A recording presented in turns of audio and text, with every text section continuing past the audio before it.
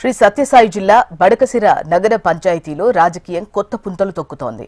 వైఎస్ఆర్ కాంగ్రెస్ పార్టీకి చెందిన 8 మంది కౌన్సిలర్లు తెలుగుదేశం పార్టీలో చేరడంతో రాజకీయ పరిణామాలు చోటు చేసుకున్నాయి. దీంతో ఈ రోజు మడకసిర నగర పంచాయతీ చైర్పర్సన్ లక్ష్మీ నరసమ్మపై అవిశ్వాస తీర్మానం ప్రవేశపెట్టాలని తెలుగుదేశం పార్టీ కౌన్సిలర్లు సమాయత్తమవుతున్నారు. ఇవాళ ప్రత్యేక సమావేశాన్ని ఏర్పాటు చేస్తున్నట్లు నగర పంచాయతీ అధికారులు కౌన్సిలర్లను ఆహ్వానించారు.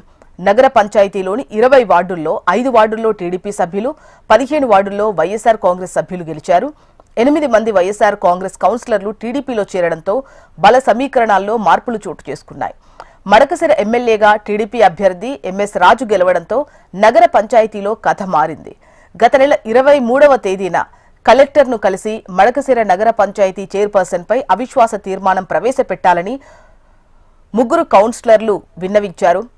దీంతో కలెక్టర్ ఆదేశాలతో ఈ రోజు అవిశ్వాస తీర్మానానికి అధికారులు ఏర్పాట్లు పూర్తి చేశారు. తెలుగుదేశం పార్టీ ఇవాళ ప్రవేశపెట్టే అవిశ్వాసం నెగ్గితే 17వ వార్డుకు చెందిన టీడీపీ అభ్యర్థి నరసింహరాజుకు మున్సిపల్ చైర్ పీఠం దక్కే అవకాశం ఉంది.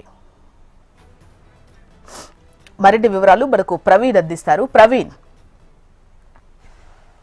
ఉమ్మడి అనంతపురం జిల్లాలో చూసుకుంటే పురపాలికలు ఒక్కొక్కటిగా టీడీపీ ఖాతాలో చేరుతున్నాయి. ఇప్పటికే కదిరి, హిందూపురం మున్సిపాలిటీలు టీడీపీ కైవసం చేసుకున్న నేపథ్యంలో తాజాగా ఇవాళ మడకసిర నగర పంచాయతీ చైర్పర్సన్ లక్ష్మీనరసమ్మపై అవిశ్వాస తీర్మానం జరగనుంది.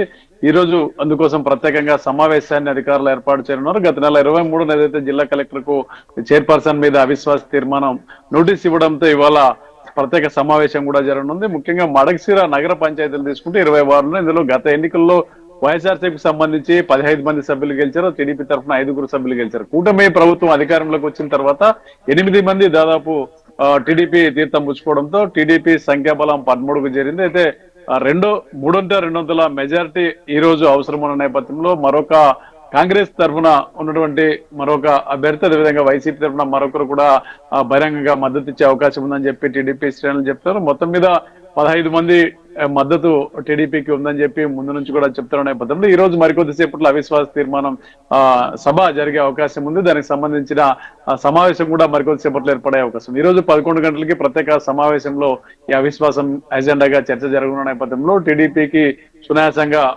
ఈ అవిశ్వాసం నెగ్గే అవకాశం ఉందని చెప్పి టీడీపీ శ్రేణులు అయితే ధీమా వ్యక్తం చేస్తున్నారు. ముఖ్యంగా మడకసిర ఎమ్మెల్యే ఎంఎస్ రాజు దీని మీద ముందు నుంచి కూడా కొంత కసరత్తు చేసిన నేపథ్యంలో దాదాపు 10 మంది వైఎస్ఆర్సీపీకి సంబంధించిన కౌన్సిలర్లు ఈ అవిశ్వాస తీర్మానానికి మద్దతు ఇచ్చే అవకాశం ఉందని తెలుస్తుంది.